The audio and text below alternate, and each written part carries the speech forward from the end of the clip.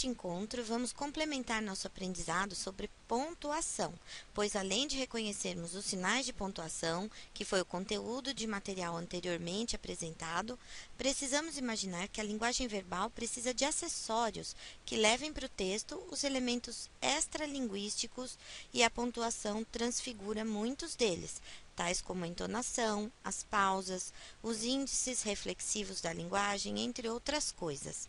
Vamos lá. Se entendermos que semântica é o campo das significações, entendemos também que colocar a pontuação no lugar certo dentro do texto escrito pode mudar completamente o entendimento de quem lê. Muitos são os casos em que a pontuação adequada trabalha em favor de quem escreve. Vejamos os exemplos de como a vírgula tem poder. Não, espere. Não espere. Não, tenha clemência. Não tenha clemência. Não, queremos saber. Não queremos saber. Isso só ele resolve. Isso só ele resolve. Bem, se uma vírgula tem poder, imaginem um conjunto inteiro de pontuação bem colocada. Entenderemos melhor ao estudarmos cada um dos tópicos a seguir: ambiguidade, subordinação e coordenação, figuras de linguagem e vocativo e aposto, e em algumas expressões notacionais da língua. Vejamos caso a caso. Ambiguidade. Ambiguidade é quando encontramos duplo sentido em um enunciado. Às vezes, a pontuação é aliada dos textos, como é o caso das campanhas publicitárias. No primeiro exemplo, encontramos o enunciado: perdigão, qualidade que se aprova. Aqui há duas possibilidades de interpretação para a palavra prova, no sentido de experimentar e no de atestar. A pontuação foi fundamental para que isso acontecesse. Essa forma é de importância grande na publicidade e pode levar o consumidor a ampliar os significados presentes no slogan. Assim, também a marca fica forte e o consumidor pode vir a adquirir o produto só por conta da propaganda.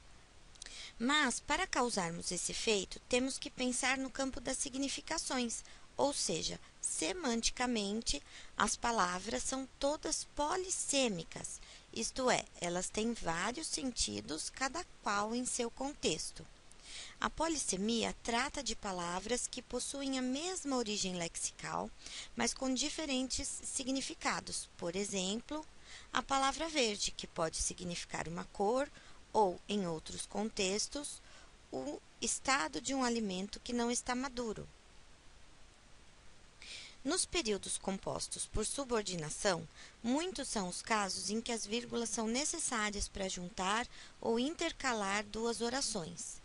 No primeiro exemplo, temos uma oração subordinada substantiva, que vale por um substantivo e que, neste caso, está antes da oração principal. Vamos ver. Quem inventou a fofoca? Todos queriam saber. Quem inventou a fofoca pode equivaler à expressão substantiva do inventor da fofoca.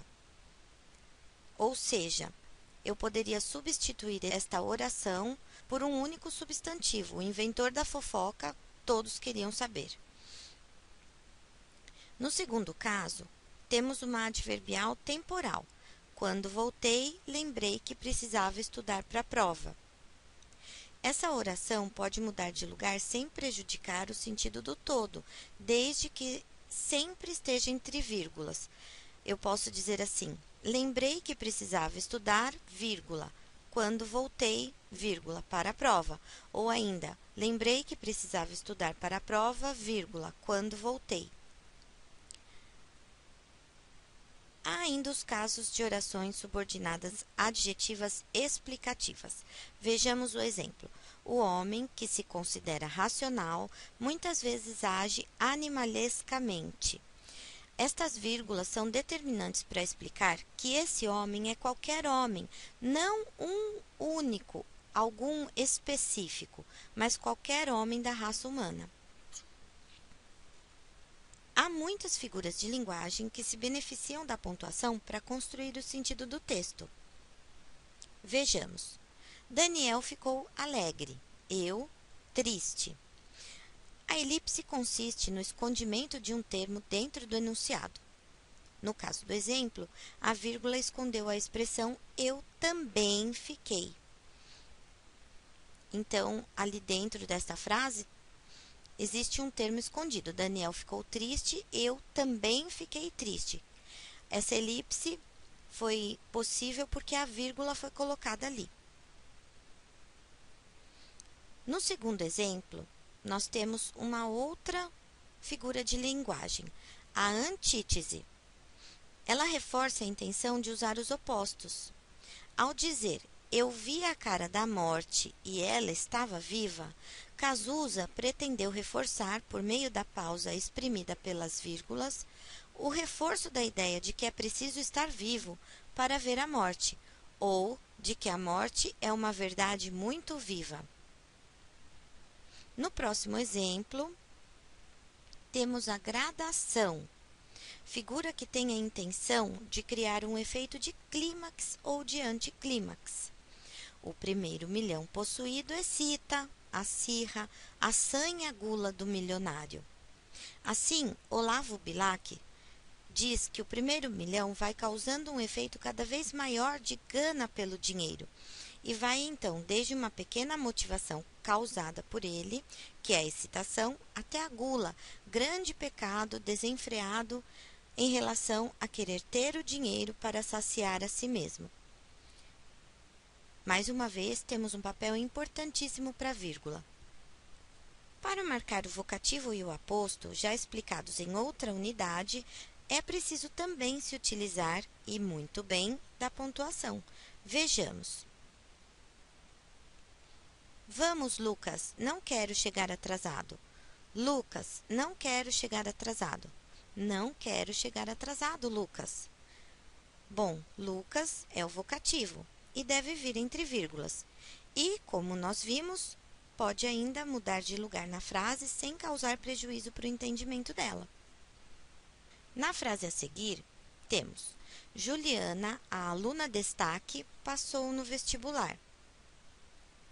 As vírgulas marcam a explicação de que Juliana é a aluna, uma aluna que se destaca porque vai sempre muito bem. Há diversos casos em que a vírgula se estabeleceu como necessária normativamente. São as questões notacionais da língua portuguesa. Por exemplo, no caso das correspondências, devemos sempre separar a data das localidades pela vírgula. Sorocaba, 25 de agosto de 2016. O próximo exemplo, no próximo exemplo, observamos o uso dos advérbios sim e não, usados como resposta no início das frases.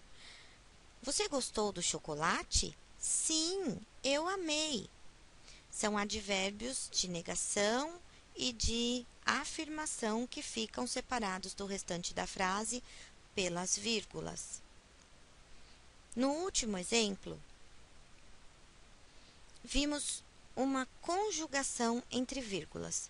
A ideia é destacar elementos intercalados. Estudamos bastante, vírgula, logo, vírgula, merecemos férias. Estudamos bastante, é um elemento principal, e merecemos férias é uma consequência de ter estudado bastante, marcada muito bem pela conjunção logo. Por isso, ela vem entre vírgulas. Bem, antes das férias, precisamos mesmo estudar bastante. Dessa forma, vamos aos exercícios. Assinale a alternativa em que há a adequada colocação da vírgula. Alternativa 1. Imagine, comadre, quem é que morreu? Imagine, comadre, quem é que morreu? Imagine, comadre, quem é que morreu? Imagine, comadre, quem é que morreu? Imagine, comadre, quem é que morreu? A alternativa 4 está correta porque ali há um vocativo, um chamamento da atenção da comadre, no qual as vírgulas estão adequadamente colocadas. Exercício 2. Assinale a opção em que a conjunção vem corretamente colocada. 1. A questão, porém, não é de pão, é de manteiga. A questão, porém, não é de pão, é de manteiga. A questão, porém, não é de pão, é de manteiga. A questão, porém, não é de pão, é de manteiga.